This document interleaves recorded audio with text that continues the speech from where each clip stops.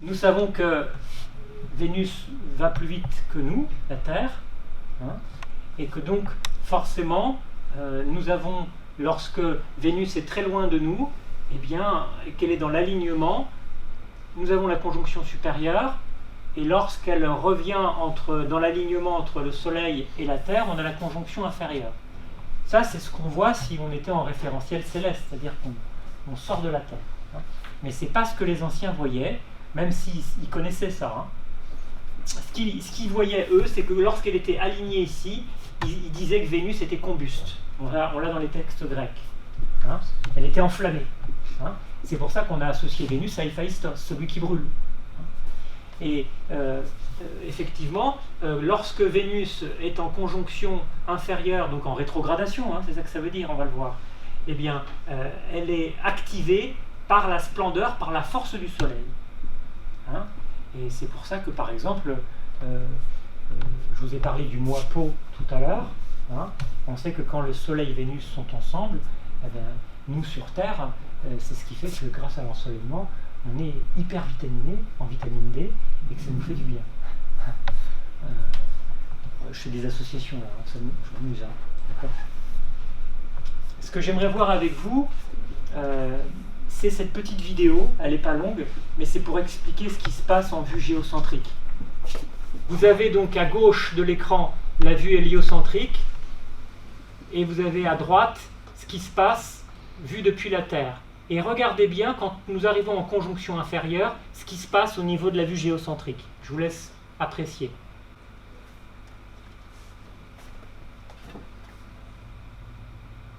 Vous voyez ? Clac, on est dans l'alignement là. Qu'est-ce qui se passe en vue géocentrique? On a vu depuis la Terre l'impression que Vénus recule, puis va repartir. Et cette rétrogradation dure 45 jours. Intéressant cette simulation. C'est pas aussi le même cas pour Saturne qu'on avait vu la dernière? Oui, mais Saturne c'est un petit peu différent parce que Saturne c'est une planète extérieure alors que Vénus est une planète intérieure. Voilà ce que disaient les anciens. C'est-à-dire que par rapport à la Terre, eh bien, ce qui est intérieur c'est Vénus-Mercure, c'est entre le Soleil et nous, et ce qui est au-delà de la Terre, bah, c'est le reste des planètes, hein, c'est-à-dire Mars, Jupiter et Saturne. Et donc, dans les planètes extérieures, on n'a pas ces deux conjonctions qu'on a en planète intérieure. Il n'y en a qu'une, il n'y a qu'une opposition. Hein. Et dans cette opposition, il y a le phénomène de rétrogradation, bien sûr. C'est clair ce que je dis? Ok. Donc, ce que je veux vous expliquer, c'est ces fameuses boucles de rétrogradation. Parce que ça, les anciens l'avaient vu.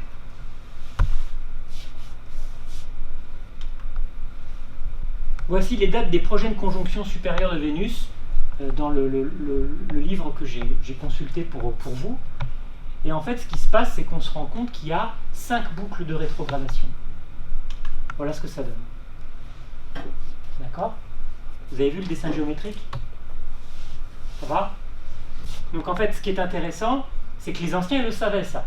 C'est pour ça qu'ils ont associé à Aphrodite, donc Vénus pour nous, ils ont associé le chiffre 5. Parce que le cycle synodique de Vénus est de 8 ans. Et en 8 ans, il y a ce phénomène que je vais vous montrer par un schéma, puis par un schéma en 3D que je trouve génial. D'accord ?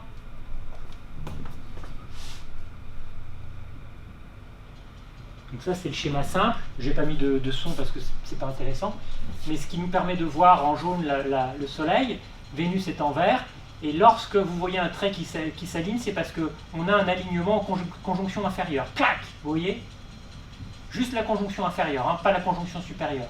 La conjonction inférieure matérialise la rétrogradation.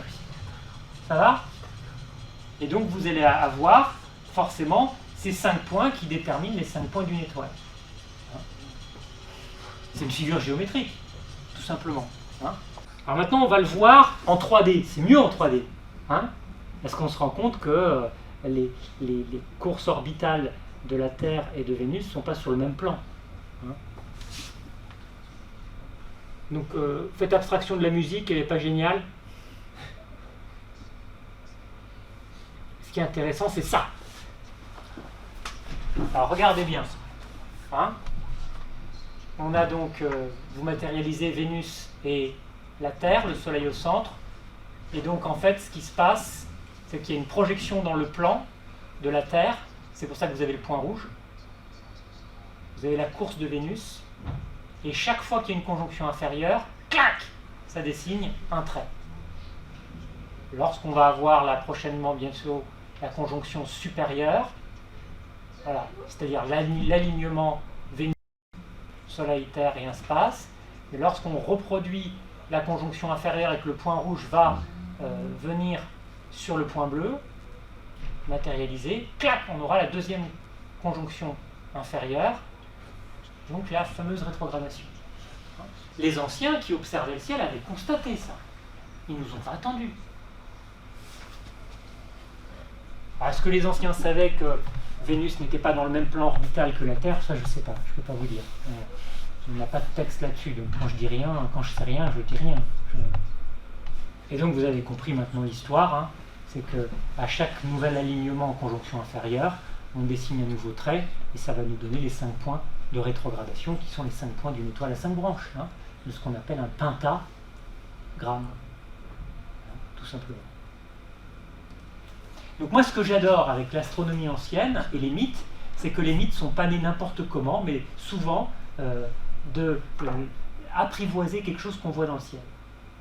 Et donc souvent, c'est pour ça que le public de l'IPSA me plaît, souvent la compréhension des mythes passe par une lecture astronomique, qui a été oubliée. Pourquoi? Parce que tellement peu de monde regarde le ciel aujourd'hui.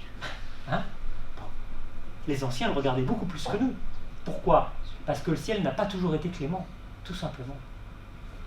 Donc nous l'avons compris, tous les 19 mois, il y a une conjonction supérieure. Et nous avons une période synodique de 8 ans. Et ce qui est intéressant, c'est qu'en partant de Pluton, eh bien Vénus, c'est la 8e planète. C'est des associations que je fais. Hein. Je ne suis pas en train de vous dire que les anciens le savaient. J'aimerais bien l'avoir écrit, l'avoir lu quelque part, mais non, je ne l'ai pas lu. Et alors, ce qui est intéressant pour nous, écoutez bien, et là c'est passionnant, c'est ça. Je me suis toujours demandé pourquoi le Parthénon sur l'acropole d'Athènes, qui est donc, vous le savez, le temple dédié à Athéna Parthénée, hein, donc celle qui est vierge, Parthénos, eh bien, pourquoi en façade on avait 8 colonnes? Alors que si vous regardez tous les temples grecs, il y en a souvent plutôt 6. C'est difficile de faire tenir 8 colonnes sur une façade, en termes architectoniques, je peux vous le dire. Hein. Donc, souvent c'est 6. Le temple d'Apollon à Delphes, c'est 6 colonnes en façade. Pourquoi là, il y en a 8? Juste pour une prouesse architecturale? Faut arrêter de boire. Hein. C'est tout simplement parce que les anciens avaient associé Athéna et Aphrodite, vous l'avez compris, bien avant, et qu'on avait matérialisé dans la façade les fameux 8 ans du cycle synodique. Voilà l'hypothèse que je vous formule devant vous. En tout cas, ce qui est intéressant en liant les mythes et l'astronomie ancienne, c'est qu'on donne de la cohérence aux choses. On donne du sens. Et cette explication plausible me satisfait. J'aimerais bien qu'elle soit écrite dans des livres. Mais comme on sait, nous l'avons vu ensemble, qu'une bonne partie de l'astronomie ancienne était transmise par tradition orale, de maître à disciple, dans les secrets des temples, c'est difficile de matérialiser quelque chose qui ne l'a jamais été. Alors je me suis amusé, parce que moi aussi j'aime bien m'amuser, et comme nous savons que Harmonie est une fille d'Arès et Vénus, je me suis amusé à faire cette division, cette fraction, en mettant phi sur sigma. Hein, et en vous disant que phi, c'est évidemment phos, la lumière, hein, et que phi, c'est aussi phoibé, c'est l'appellation de Apollon. Et nous savons que le cycle du Soleil, depuis la Terre évidemment, hein, est de 365. Si maintenant je m'amuse avec sigma, sachant qu'en grec, le S, c'est la première lettre de Sophia, la sagesse, qui est, vous le savez, la tribu de Athéna. Hein. C'est Athéna qui était la déesse guerrière menaçante le matin, lorsque Athéna avait une planète, celle qu'on appelle Vénus. Et si je connais le cycle synodique de Vénus, et que je fais ma division, j'arrive sur ce qu'on appelle en grec l'harmonie, hein, qu'on a appelé plus tard la lettre phi, mais plus tard, en lien avec Phidias, le sculpteur. Mais au temps des Grecs, on ne l'appelait pas phi, je vous le dis. Hein. Au temps des Grecs, on l'appelait la divine proportion. Et pour parler de juste proportion, on parle d'harmonie en grec. Et donc ce qui est très intéressant, vraiment, hein, et je pense que, voilà, je vais finir là-dessus, eh bien, ce qui est passionnant, c'est que Vénus est associée à la beauté, à l'affection, à la tendresse, et le canon de beauté chez les anciens, c'était juste proportion des choses, qui est une fraction, hein, qu'on appelle 1,618 chez nous, hein, qui est ce qu'on a appelé au 19e siècle, c'est très tardif, hein, le nombre d'or, hein, qu'on a appelé à la fin de l'Antiquité phi, en relation avec le sculpteur du temple d'Athéna sur l'acropole, Phidias, hein, phi, mais qu'au temps des Grecs, on appelait la divine proportion. On était sur une fraction. Mais c'était une juste proportion. Alors je ne vais pas vous faire un développement sur le nombre d'or, hein, c'est bon, vous connaissez ça bien mieux que moi, mais c'est pour vous dire, et c'est ça que je veux vous faire sentir, c'est que chez les anciens, Vénus, Aphrodite, est associée à ce tokalon en grec, c'est-à-dire à ce principe de beauté. Et chez les Grecs, la beauté, c'est l'ajustement des forces. Et je finirai là-dessus. Ce qui est très intéressant, c'est que en grec, la racine d'harmonie, c'est harma. On l'a dit, ajustement des forces. Mais c'est la même racine pour désigner le char. Le char, c'est harma. On dit en grec to harma, hein, le char. Et donc en fait, il y a dans le Phédon de Platon, on a comparé l'âme humaine à un char. Un char a son conducteur, un oikos. Et le conducteur de char, il doit gérer l'ajustement des forces, harmonie, l'ajustement des forces entre, quand il y a un bige, hein, ou un quadrige, entre les deux chevaux. Et là, ils sont matérialisés dans le Phédon de Platon par le cheval blanc et le cheval noir. Vous l'avez compris, la lumière et l'ombre, hein, qui est en nous. Et donc, notre Platon nous dit, si tu veux avoir une vie heureuse, il faut que toi, le conducteur de ton âme, hein, eh bien, tu arrives à gérer cet ajustement entre ces deux forces. Et les anciens te disent, il ne faut pas mettre l'ombre de côté, en disant, je mise tout sur le blanc. Non, non, il faut les deux. On a besoin de la force de l'ombre. Il ne faut pas la mettre de côté en disant c'est quelque chose de négatif, il faut que je l'enfouisse, c'est mauvais. Non, on a besoin, il y a de l'or dans l'ombre. On a besoin de cette force, sinon on se prive d'une moitié de nous-mêmes. Et les Grecs te le disent, on a besoin des deux pour avancer dans le chemin. Hein, et c'est pour ça que j'aime bien cette image du char, hein, qui est une image antique, on est bien d'accord. Aujourd'hui on prendrait une bagnole. Bon.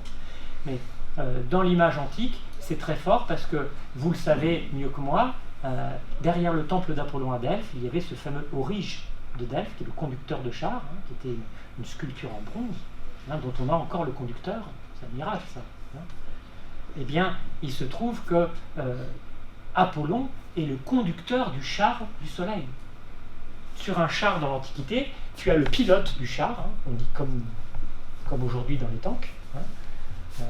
On a le pilote de char qui a son arc et ses flèches pour tirer, et tu as le conducteur du char, qui lui tient les rênes pour avancer. Et en fait, Apollon, il est le conducteur du char du soleil, et celui qui est le pilote, c'est le soleil, Hélios.